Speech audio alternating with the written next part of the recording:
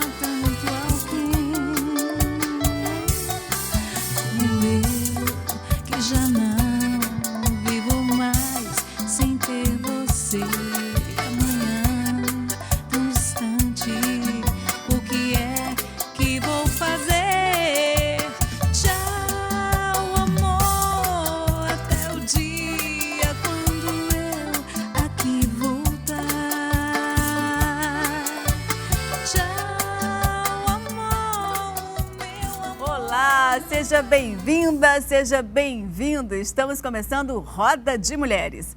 As relações abusivas é o tema da nossa conversa de hoje.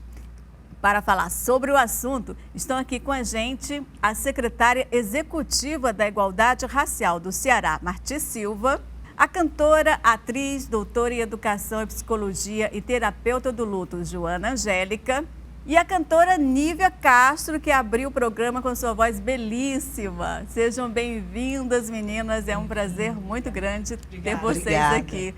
Agora secretária, né, Marti?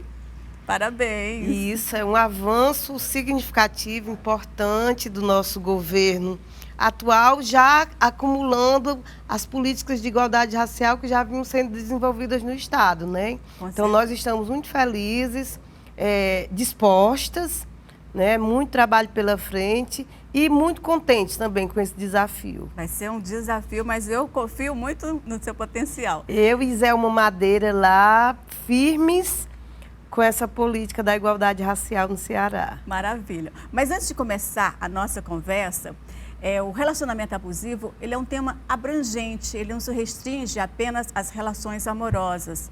As relações entre pais e filhos, ou mesmo entre colegas de trabalho, podem apresentar uma dinâmica abusiva. Mas nós vamos fazer um recorte e focar nos relacionamentos entre casais e por que é tão difícil sair de uma relação tóxica. Vamos ver o depoimento da psiquiatra Marilene Queiroz e voltamos para falar sobre o assunto. Vamos dar aqui um foco nas relações abusivas entre homens e mulheres.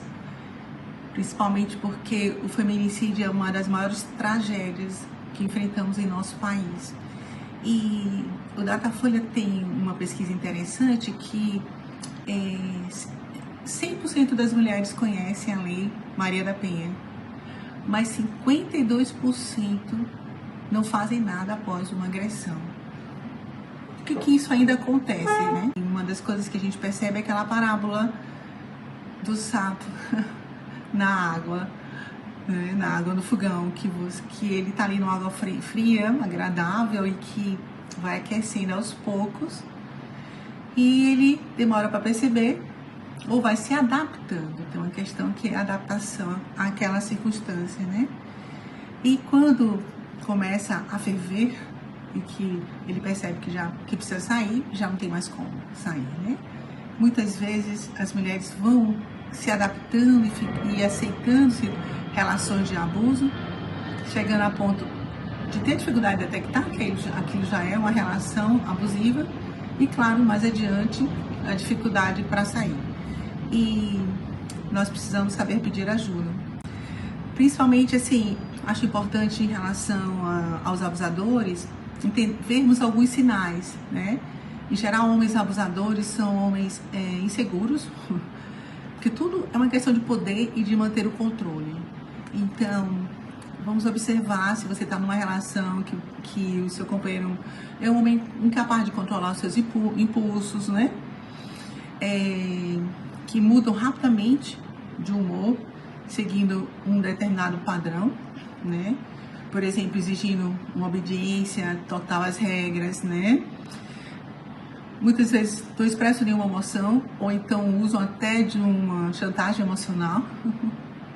Né? Existem também, claro, os que aplicam castigo, ficam sem falar, ou não vai para um determinado lugar, fazendo a pessoa se sentir culpada, porque, em geral, também tem isso, é uma manipulação para o controle, e que, em geral, a mulher se sente culpada, né? Eles tendem a ter muitas vezes um comportamento hostil. E se vocês observarem, são homens com uma autoestima extremamente baixa. Mas o que mais obriga, o que mais fazem as mulheres que observam-se permanecerem, né, nesse lugar? Tem muito ainda de uma cultura patriarcal, que uma mulher sente a necessidade de se sentir representada por uma figura masculina, a qualquer custo, a qualquer preço, desde que ninguém saiba, né? Em outros casos também a vergonha, a dificuldade de pedir ajuda porque se sente envergonhada. Mas agora nós já temos muitos sinais, muitas orientações, muita clareza do que são relações abusivas. Espero que cada vez mais mulheres possam se libertar de relacionamentos tóxicos dessa maneira. Nós esperamos também, doutora Marilene, muito obrigada. E assim, a questão é que numa relação abusiva, nem sempre começa, aliás, não começa já com agressão física, né? Acho que a dificuldade também está aí. Você colocou muito bem, né? Não começa logo com uma agressão física.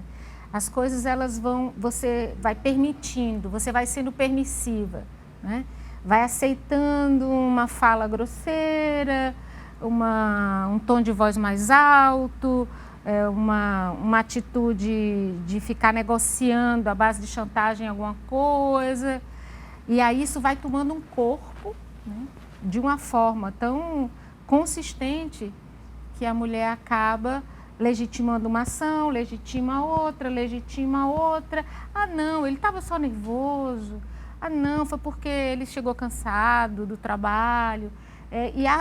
Vai arranjando desculpas para si mesmo, porque é muito difícil quando você está numa relação de afeto, né? De amor, de carinho, de tesão, seja como acontece essa relação. Existe uma relação, existe uma ligação aí, né? Uhum. E quando você olha para essa relação e vê que ela pode não ser exatamente como você espera, você vai se enganando. Então, gosto de usar no plural, muitos de nós, mulheres, eu sempre gosto de usar assim, reproduz esse comportamento. A psicologia até explica esse processo da mente, né? Que ela, quando a relação começa a ficar nesse nível, ela começa a trabalhar como enxergando de desculpas e vendo de uma outra forma. É a negação, né? Primeiro é uma negação, né? Porque você construiu uma história e de repente não é bem aquilo.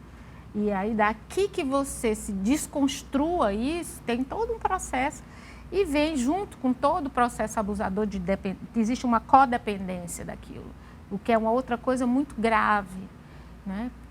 Por que é tão difícil para a mulher sair daquele ciclo? Porque ela aprende a se mover naquele modelo. Aprende de forma muito dolorosa, né? Mas ela aprende a se mover naquele modelo, vai aprendendo a agir daquele jeito, a se esquivar. E aí, de repente, ela não sabe, mas como é que é se mover independente, livre? Às vezes, por mais incrível que pareça, tem esse elemento também. A culpa também, né? Eu concordo com você. Mas também é importante a gente compreender que nunca é um processo individual, né? Eu acho que a especialista que participou aqui inicialmente falando, dando características e apresentando sinais, ela centralizou muito bem o foco histórico do patriarcado. Então, as relações afetivas entre homens e mulheres, elas são também atravessadas por uma hierarquia em que os homens se colocam historicamente, social, coletivamente e no comportamento individual como superiores, como os mandatários, como aquele que vai determinar as regras e as linhas de condução da relação, e a mulher como aquela sujeita submetida apenas à obediência, à segunda categoria de possibilidades. Então, quando a culpa se constrói na mulher que sofre relações abusivas, em todos os níveis, né, porque são várias as formas de violências contra as mulheres, essa culpa chega nela individualmente. Como é que ela vai ter a possibilidade de romper? Primeiro, se ela tiver uma estrutura de apoio externa, né, com amigas, com parentes, financeira, com vizinhas. Né? A independência econômica é muito importante. Mas o que a gente vê hoje, na atualidade, não é determinante as também. mulheres têm independência financeira. No caso das mulheres pobres, são maioria de mulheres que chefiam a casa, ou seja, que financiam a vida doméstica. Tem mulheres que ganham muito bem, né, ganham até mais do que o homem, mas essa forma de relação opressiva, abusiva, autoritária, não se resolve só com a questão econômica, embora a autonomia financeira das mulheres seja uma estratégia muito importante para algum nível de liberdade, né, para algum nível de decisão, para sair dessa relação. Porque é uma violência abusiva. psicológica. É uma violência também, psicológica. que dói na alma, que, né? inclusive, é tão reconhecida como violência que a Lei Maria da Penha já absolveu uma nova categoria de violência, que é a violência psicológica. É uma violência que, inclusive, ela criminaliza o agressor, ela gera uma repercussão penal e ela gera também, na rede de proteção, uma atenção específica, especial para as mulheres que sofrem violência psicológica. Então, o abuso ele pode ser escalado em vários níveis. Começa com as pequenas humilhações, né? aquela atitude que bota para baixo a autoestima, a estima da mulher, a chantagem, a opressão para que ela siga regras ou comportamentos ou atitudes que ela não aceita, né? Mas, assim, o que é que media tudo isso? Por que é que as mulheres se mantêm nessas relações? Antes que a gente comece a apontar as mulheres como culpadas, porque, na verdade, as mulheres que sofrem relações abusivas são vítimas, ela tem toda uma construção histórica, social.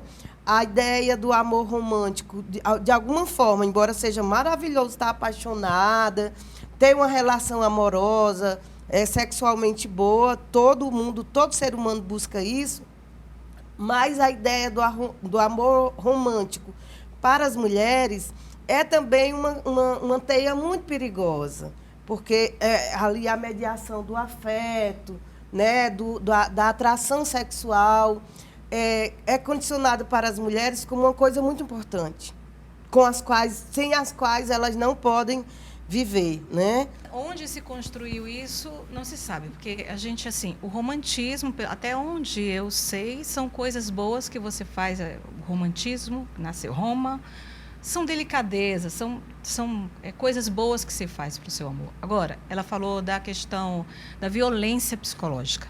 É a mais perigosa, porque é invisível. Ninguém vê, ninguém sente, as pessoas não dão bola. Você escuta xingamento, alguém te humilha, alguém fala que está só entre quatro paredes, o vizinho não vê, a sogra, o irmão ou o pai, ninguém vê. Essa é a mais perigosa psicológica, porque ela absolutamente ninguém vê. E quem vive, que já tem uma programação mental, porque a gente nasce com essa programação mental machista, porque foi o pai, a mãe, que também viveram essa história. Então, você bebezinho, tem coisas que ficam no subconsciente que a gente nem tem ideia.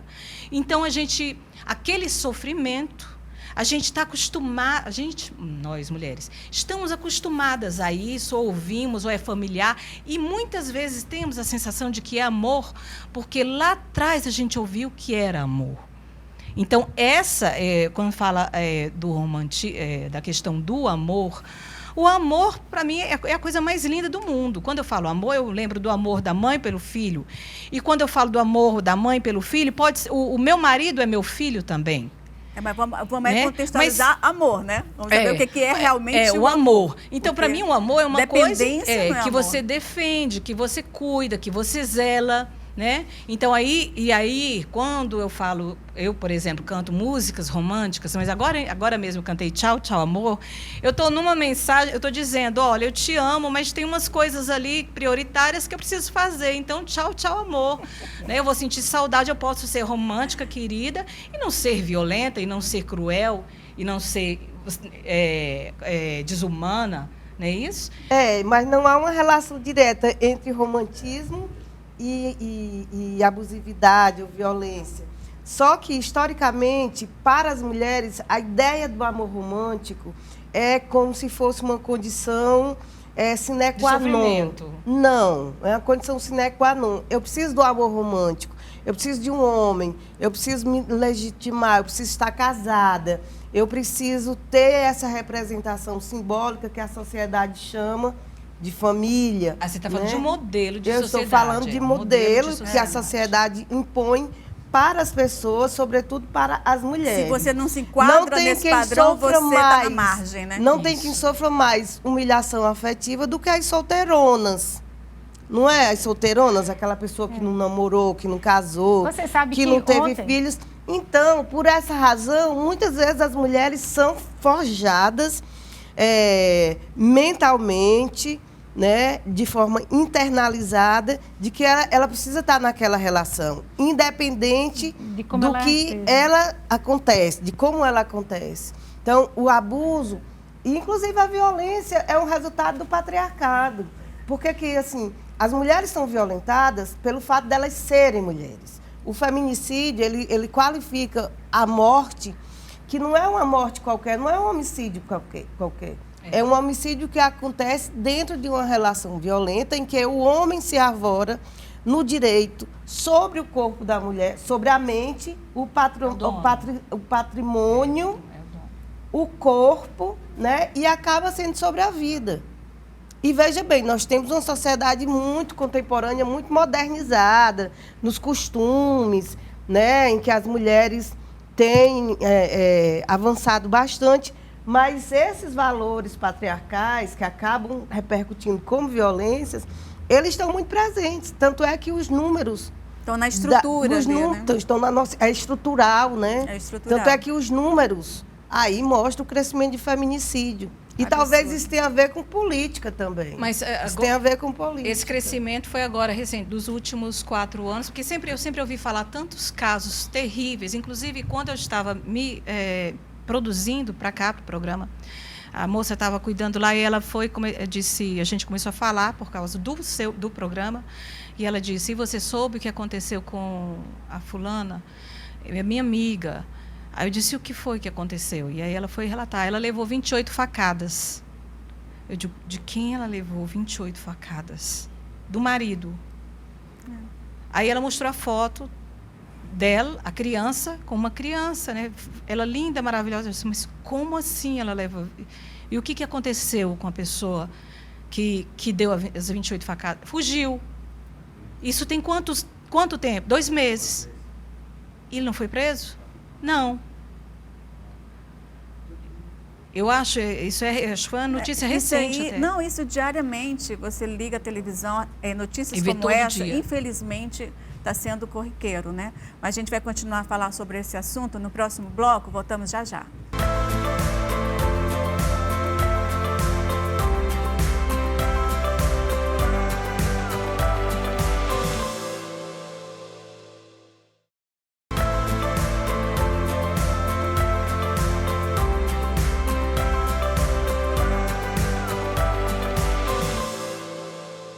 Estamos de volta com Roda de Mulheres falando sobre relacionamento abusivo.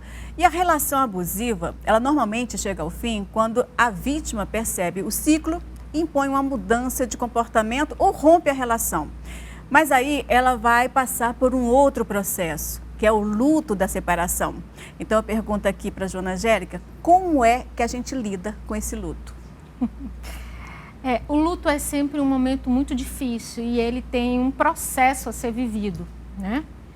E não é diferente nos rompimentos das relações amorosas e nos rompimentos das relações amorosas que são relações adoecidas, como a relação abusiva.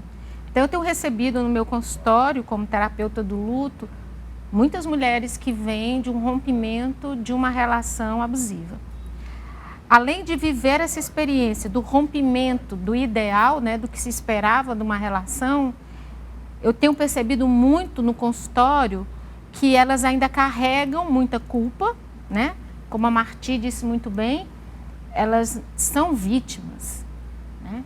Mas elas chegam no consultório ainda se questionando: será que eu podia ter feito mais? Será que eu não devia ter aguardado mais um pouco? Como é difícil viver esse momento. Acho que a culpa foi minha. Então, primeira coisa que eu vejo muito no consultório, nos rompimentos das relações abusivas, ainda é resquício profundo de culpa.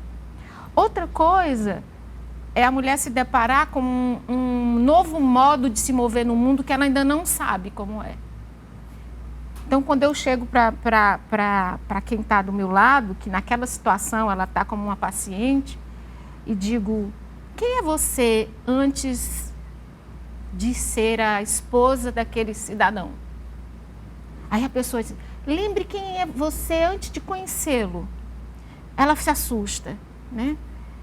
Porque é um convite para que ela comece a voltar a lembrar quem ela é. Não a função que ela exerceu, porque numa relação abusiva o que acontece muito é que a mulher vira função. Ela não é ela é só uma função. Ela realiza uma função que vai satisfazer um desejo do outro. E quando finalmente ela se liberta, ela está bem, ela está feliz no sentido de que ela não está mais sendo oprimida naquilo tudo, ao mesmo tempo ela se depara com a dor de uma separação que qualquer um vive, independente de ser abusivo ou não, porque tinha um projeto de vida ali. Mas existe uma outra coisa, ela começar a descobrir quem ela é, porque o relacionamento abusivo, a pessoa deixa de existir no sentido do desejo dela, da vontade, da existência da individualidade. Então esse é um dos lutos mais difíceis que eu vejo lá, além dos lutos, claro, das mães quando perdem seus filhos, mas dos relacionamentos amorosos, que ela diz: quem eu sou? E aí voltar para ela, descobrir quem ela é, e que ela não é mais função, ela não saber fazer uma comida que ela gosta. Ela não sabe fazer uma comida que ela gosta, porque ela só cozinhou se for ao paladar do outro. E aí ela diz assim: como é que é fazer para mim? Por incrível que pareça, isso já chegou no consultório, assim, eu não sei mais qual é meu gosto de me vestir, porque ele não deixava eu vestir uma roupa mais curta. E agora eu posso vestir uma roupa curta, mas eu não sei mais quem eu sou, entende? A pessoa se confunde de um jeito. É preciso ser muito acolhida, com muito amor, muito cuidado. Uma rede, né, de acolhimento é fundamental. É onde entra o papel das políticas públicas para as mulheres, né? No sentido dessas políticas estarem preparadas e serem organizadas para combater a violência, de aplicação da lei, garantir a punibilidade do agressor, né? E a proteção da mulher, no sentido de evitar a agressão ou a revitimização, mas também de acolher nessa dor, né? Seja a dor dela perceber que está numa relação agressiva, violenta, abusiva, e seja na dor da separação mesmo, porque em algum momento a mulher deve, aliás, tomar a decisão de sair dessa relação e sair fortalecida. Então, eu sempre vejo a questão fora do individual, no âmbito coletivo. Então, as mulheres carregam essa culpa individualmente. Muitas mulheres acreditam que é uma questão de sorte. Eu não tive sorte no amor, porque meu casamento é ruim. Não é questão de sorte. É questão de construção histórica das relações, né? É claro que existem homens que são fantásticos, né? Que não são abusivos, que não são violentos, eu gosto de trabalhar com a ideia de que a exceção é a violência e o abuso. Nós não estamos falando da masculinidade como se fosse uma coisa só, né? Porque há relações que são livres de abuso. E retirar essa culpa das mulheres é também compreender que ela não sai sozinha. Ela sai de uma terapia, mas ela sai de um apoio de um equipamento público, como a Casa da Mulher Brasileira, como a Casa da Mulher Cearense, que tem o compromisso do governador é criar uma Casa da Mulher, que é um equipamento de proteção e de combate à violência em todas as regiões, né? E essas casas, elas têm atendimento multiprofissional, ou seja, tem atendimento jurídico, tem atendimento policial, mas também tem o atendimento psicológico, tem um atendimento que orienta para a autonomia financeira das mulheres. Então, são vários processos em que o fortalecimento, a fortaleza para essa decisão, muitas vezes não vem da mulher, porque a relação abusiva, ela meio que retira da pessoa que está nessa situação a possibilidade de encarar essa realidade, né? Por isso que é muito bom se apontar os sinais. Quais são os sinais de uma relação abusiva? E essas relações ela pode acontecer em todas as classes sociais, em todas as gerações, né? Da mulher mais jovem até a mulher mais idosa. E ela também atinge as mulheres nas suas, vamos dizer assim, posicionamentos de raça. Aí eu não posso deixar de falar das mulheres da raça, das mulheres negras, porque também um outro fenômeno estatístico que nos revela que as mulheres negras são as maiores vítimas de violências. Então, é o feminicídio, é a violência patrimonial, é a violência física, mas também a violência psicológica. Aí tem um racismo. Tem um racismo nas relações que precisam ser ditos, né? Essas coisas precisam ser tratadas de forma transparente. Uma coisa que tem de ser vista com muito carinho é a questão mesmo do acolhimento da mulher que sofre a violência. Porque algumas tomam atitude, são aconselhadas pela vizinha, faz a denúncia, e depois da denúncia aí começa o sofrimento, porque vem a perseguição. E aí garantir que essa mulher não sofra mais ou não seja perseguida. Isso é uma coisa que é muito importante. E a outra coisa que quase ninguém fala. Eu tenho uma irmã que ela é delegada, ela foi delegada aqui, ela ficou à frente da Delegacia de Defesa, né, da Mulher. Hoje está em Paraíba. Beijo, Mara. Grande beijo, é uma pessoa incrível. Elaborou uma cartilha, foi convidada pela Dilma e levou a cartilha, palestrou em Brasília. E nós falamos muito sobre isso, porque ela investiga muitos casos. Na Paraíba tem muito caso, né, de crimes passionais. E aí uma vez eu conversei com ela a esse respeito disso. Mas, Ilmara, você sabe de uma coisa? Tudo bem, eu acho que o tratamento ele tem de ser completo. Precisa acolher a mulher, precisa acolher a criança, aquela família, e precisa pegar o homem e tratar, e ouvir, e entender o que acontece, o que aconteceu com essa pessoa. Que aí o tratamento é completo, porque aí senão protege a mulher, mas continua o cara lá. Inclusive a gente vê muitos casos de morreu, fulana foi assassinada, mas ele já fez isso com outras mulheres. Quer dizer, ele fez a primeira vez, mas também ninguém teve o olhar de entender, não, ele precisa também de ajuda, porque tem uma mulher cuidou desse cara, pariu, teve essa pessoa, e essa pessoa se formou assim. Então, vamos fazer o tratamento completo para a família. Nívia, isso é importante. Nívia, você trouxe um elemento fantástico nessa sua fala, que é algo também que a gente precisa olhar com atenção. Eu tive uma experiência, eu estava morando fora daqui, né? E estava num ponto do ônibus, tarde da noite, né?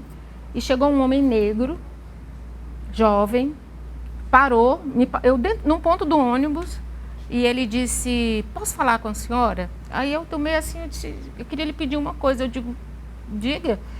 Ele disse: preciso de ajuda, eu bati na minha namorada, e não é a primeira vez que eu bati nela.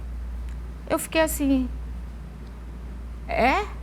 Aí, esse rapaz eu acompanhei durante quase 2 anos lá em Lisboa, Eu não encontrava com ele na minha casa, nem nenhum consultório, porque eu não tinha um consultório, mas eu encontrava com ele nas praças. E eu periodicamente conversava com ele. E ele disse, não foi a primeira, não foi a segunda, nem foi a terceira mulher que eu bato. E ele chorava, ele se tremia. Ele dizia, eu não sei, eu perco totalmente a calma quando uma mulher se questiona. Eu, como mulher, não tinha nenhum preparo e nem acho que consigo ter ainda, não me sinto qualificada. Eu lembro que eu liguei para uma amiga aqui do Ceará que trabalha com isso, em serviço social, que trabalha com atendimento à mulher. Falei lá no país onde eu estava morando com alguns psicólogos para a gente ver um grupo de acompanhamento de homens, né? E aí eu fui procurar esse grupo, que disseram que tinha, mas no fundo não tinha, né? Para ver se existe um grupo que possa receber esses homens agressores também. Para que possamos olhar para isso. Mas tem que ver até que ponto esses homens que são agressores, eles são reincidentes, né? Que é o caso que vocês colocaram. Mas, assim, essa reincidência, será que ela não é tóxica também, entendeu? Até que ponto eles podem retornar a convivência, porque não, mas a questão é muito delicado. Mas a questão aí, aqui, mas a questão aqui que eu estou trazendo, que eu acho que a gente tem que ter muito cuidado, e eu reafirmo de novo o que a Nívia colocou. Esse problema, ele é multifatorial. Ele está em tudo. E a gente tem que ter coragem de olhar também para esse agressor.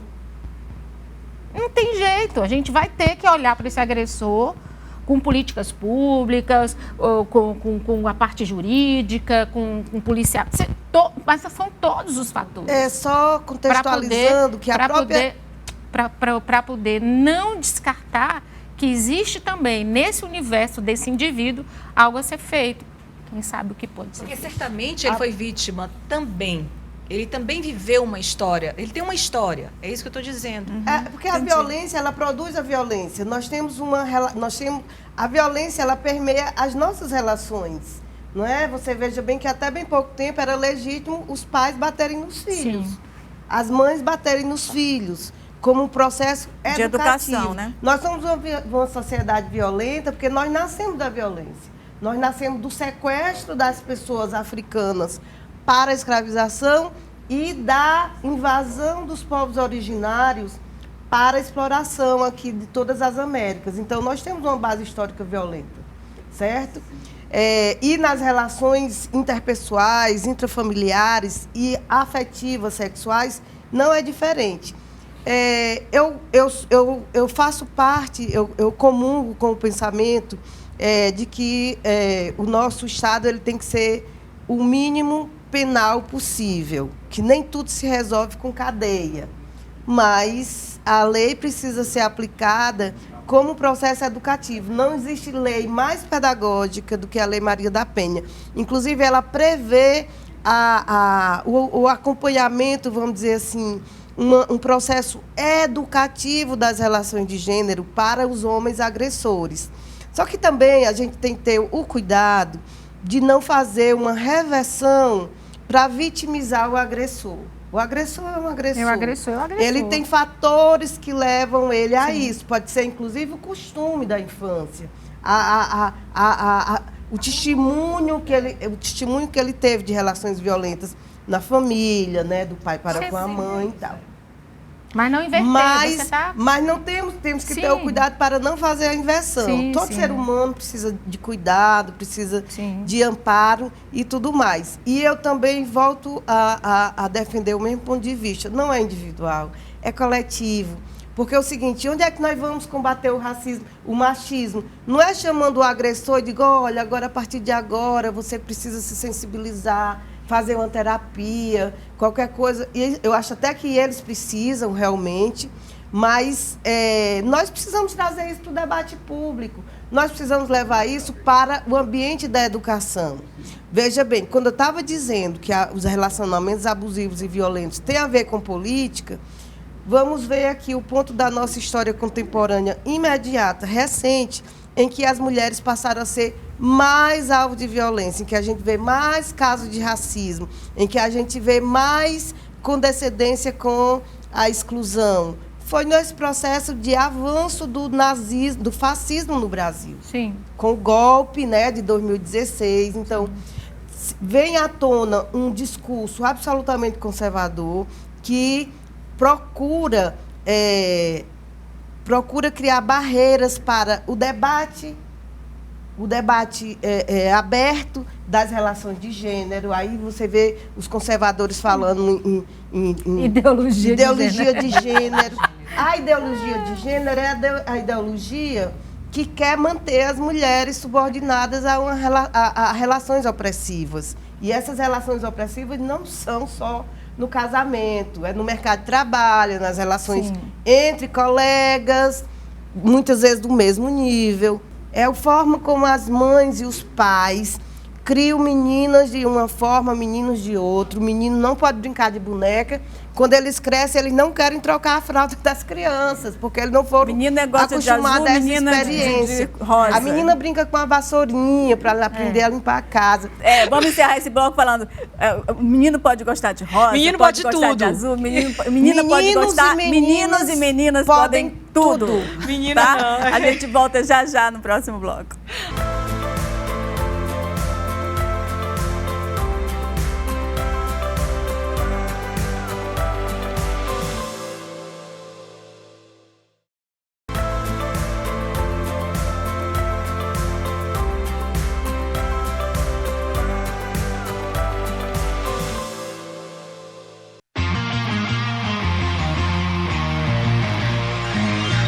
When I was a little girl, I have a red door, only toe I ever run. Now I love you just the way I love the red door, but only now my love has grown. And it gets stronger in every way, and it gets deeper. And it gets higher, day by day. I love you, mama. River to mountain high, yeah, yeah. If I lost you, would I cry? Oh, how I love you, baby, baby, baby, baby.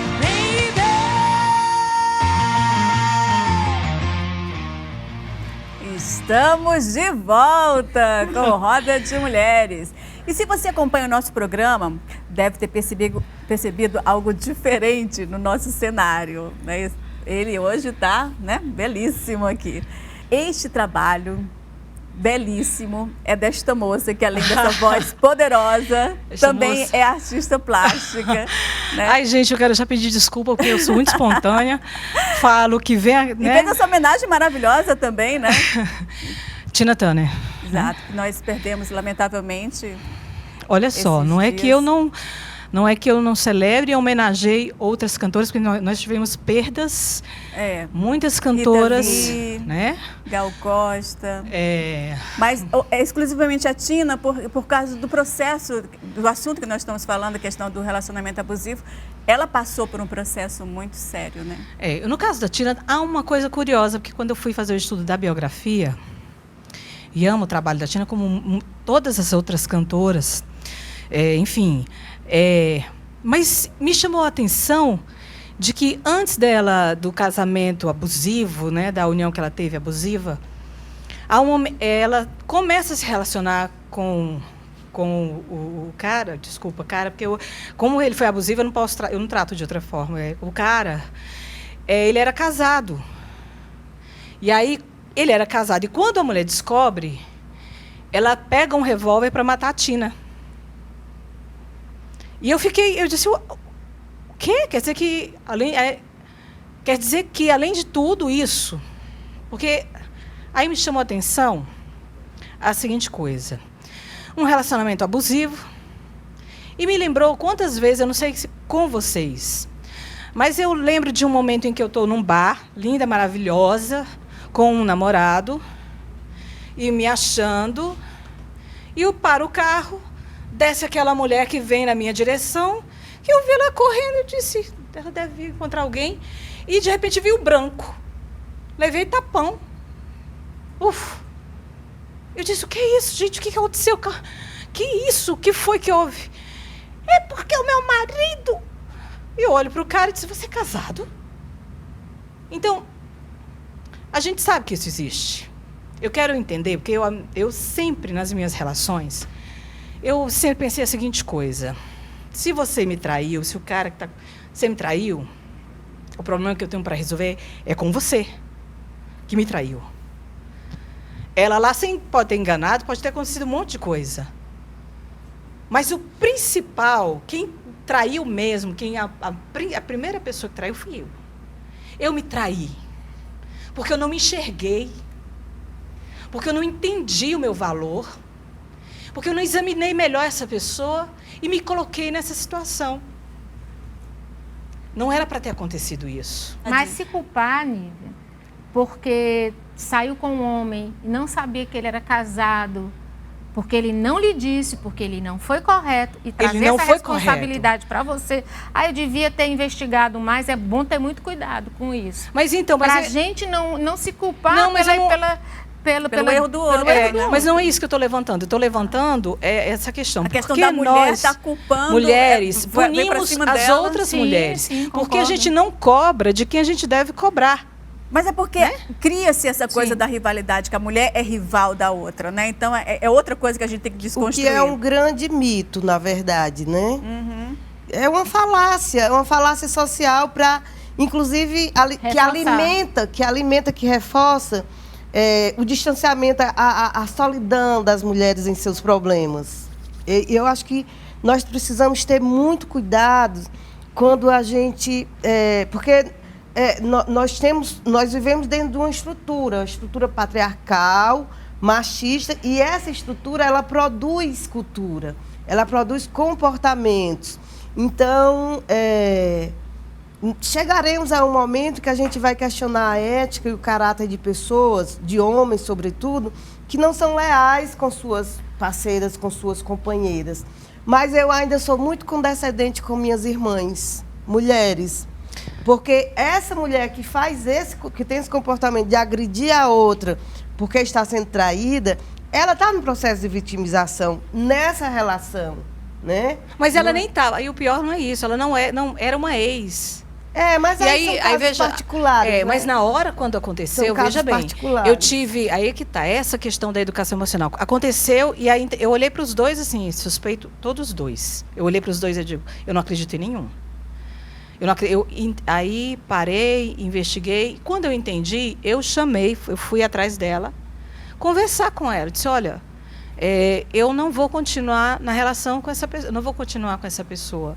Não porque você está magoada, mas porque eu entendo que ele possa ter magoado você, ter feito mal a você e vai fazer para mim também.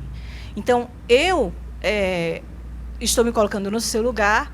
E te aconselho a fazer um tratamento, porque precisa. Porque eu acho que nenhum dos dois aqui é normal, né, das pessoas. E terminei a relação, que, aliás, tive muito problema também, porque ele não aceitou o término. Evoluiu para a tentativa de homicídio, ele invade a minha casa armado. É uma coisa absolutamente mais... Relacionamento bem tóxico. Né? Então, e durante enquanto eu tento escapar dessa pessoa, também ela continuou perseguindo. Então, eu não conseguia me desvencilhar nem de um e nem do outro. Imagina. Que loucura. Os casos... Todo mundo adoece. Tem as particularidades, né? Cada experiência, cada caso tem a sua particularidade. Mas né? eu entendi que, ainda bem, assim, pensei isso, não, eu tenho de ter, eu fico com muita fé, eu digo que essas pessoas precisam de tratamento, eu também preciso, porque depois disso eu fui buscar também tratamento, porque depois disso eu tive a primeira crise de síndrome de pânico, onde eu não conseguia sair de casa, porque eu me sentia ameaçada, é uma coisa terrível. E daí eu fui trabalhar isso em mim, entender, mas, meu Deus, e agora? Como é que eu vou fazer? Como é que eu vou continuar cantando? Como é que eu vou continuar trabalhando? Foi aí que surgiu os quadros maravilhosos. E a tradução, né, disso. Traduz muito né, da sua desse alma, sofrimento. do seu sofrimento. Fala um pouco sobre eles. A Mulher que Chora. Quero agradecer, inclusive, a colecionadora que cedeu, Sheila Brasil, muito obrigada. A Mulher que Chora, você vê que é uma escrava. E a gente pode perceber que ela está grávida, né? Que ela espera um filho. Mas e isso, no lugar de ser uma coisa, de ser boa, é algo que aprisiona, que prende, que faz chorar.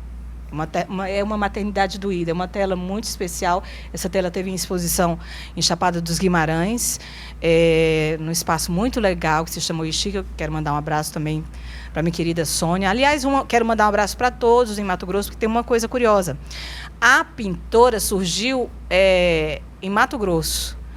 Eu saí daqui, eu cantava, né, atuei, cantei, fiz um monte de coisa, mas aí eu fui para Mato Grosso com meu marido, a gente casou e teve que mudar. E uma vez lá, eu ainda sofrendo síndrome do pânico, eu não conseguia sair de casa, eu não conseguia, e passava mal, e tinha piripaque mesmo, assim. Ainda resquício dessa relação abusiva? De tudo, porque a artista, a gente que vive, canta e vive à noite, porque eu comecei cantando em painel de controle, cheia de charme. Eu cantei, inclusive, eu vim aqui para Augusto Borges, fiz com a Ilha e o Arraiz. Então, já é uma história longa, história longa de romantismo. De romantismo. E esse romantismo, o artista ele tem essa coisa de precisar um amor grande, uma coisa grande, uma paixão para poder criar. Eu também componho, então eu precisava. E aquilo, quando eu sofria, de eu vou escrever uma música, eu vou compor, eu vou fazer isso aqui. Isso fazia parte, né? E aí, quando eu chego em Mato Grosso, que eu estava com essa coisa do pânico, eu entrei já na coisa da quase quarentena. Eu entrei de não sair e eu decidi hoje. Até foi depois de uma discussão que eu tive com meu marido, a gente teve uma discussão e eu me senti meio assim, sem significado, não sou nada. Eu disse, eu vou pintar. E aí comecei a pintar. E fiz a primeira, segunda, terceira tela, e dali um ano, que Deus é muito bom, eu já fui convidada para uma coletiva com artistas muito importantes, internacionalmente reconhecidos. E tive a sorte, posso dizer assim, foram meus padrinhos, né? Perdemos um recentemente, Irigaray, durante a Covid, e a Campelo, né? Enfim, da família Campelo, um artista incrível. Quero mandar aqui um abraço Dona Creuza, que é também uma artista maravilhosa de Mato Grosso. A minha história de pintora foi lá. E aí fiz a primeira, a segunda, a terceira.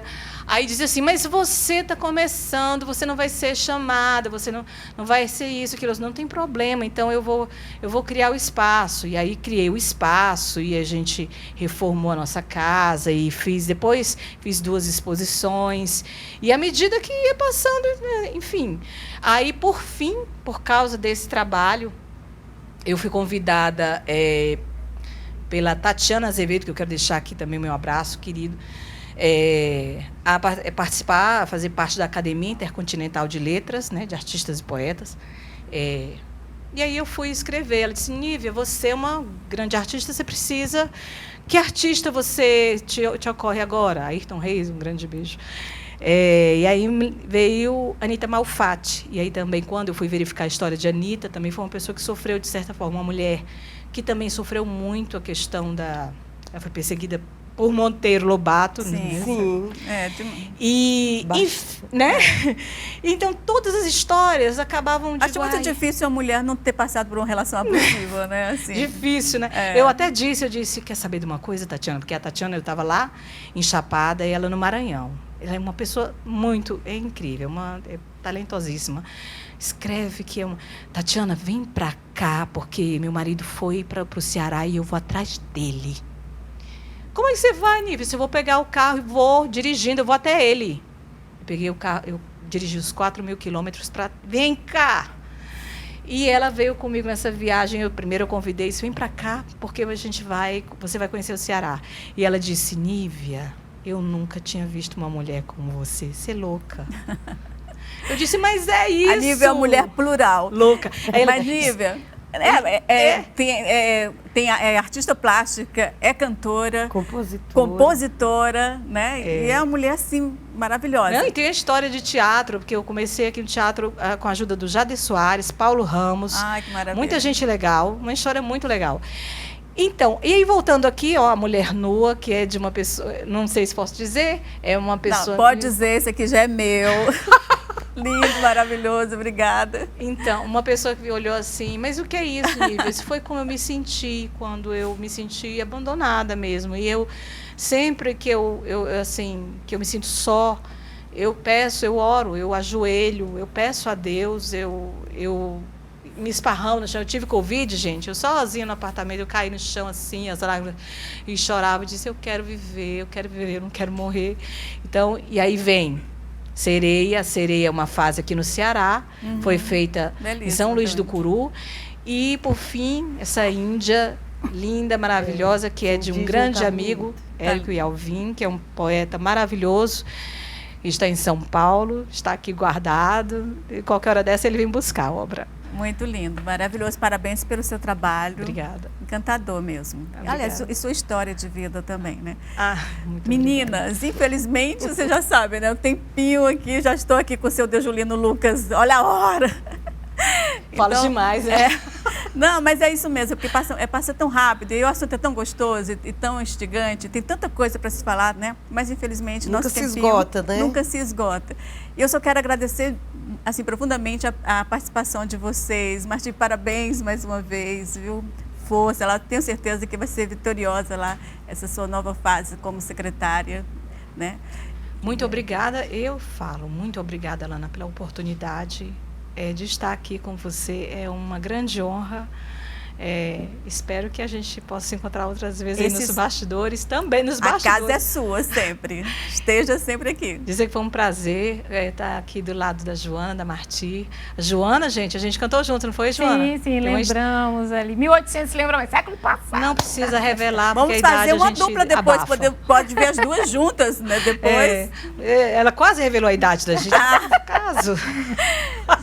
Gente. Obrigada, querida. Muito obrigada. Eu também estou muito contente, principalmente por ter trazido esse tema tão relevante, porque aqui é um momento mais de sensibilização, né? De despertar interesse sobre o tema e que as pessoas possam começar a refletir acerca desse assunto tão sério, tão importante no nosso momento, que você está trazendo aqui no programa. Parabéns, obrigada a todos aqui, a equipe, principalmente os meus colegas aqui. Obrigada a todos, muito bem. Então é isso. Para mim é sempre muito gratificante participar desse programa. Ele instiga, ele provoca, ele traz, joga luzes, vamos dizer assim, né? Também, porque a gente, ao mesmo tempo que a gente provoca, a gente traz ideias. Então, parabéns, Lana, pela sua produção, pela sua criação nesse programa. Ele é muito necessário.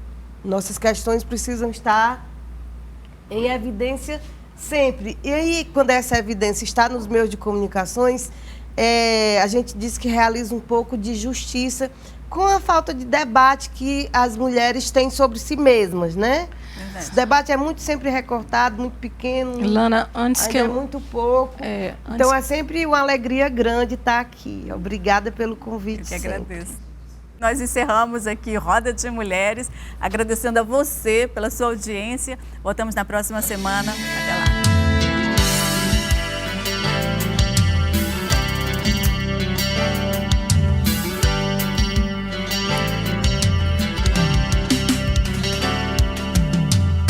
Carícias e declarações de amor, de testemunho nosso cobertor. Minha cama está tão fria sem você, baby. Meu corpo já não sabe o que é pra sempre. Que vontade de ver você. Nossa foto sob a mesa, eu não resisti. Vou sair te ver agora, vou voltar a viver, pois sem você minha vida é vazia, sem graça, sem nenhum raio de sol. Vou sair te ver agora.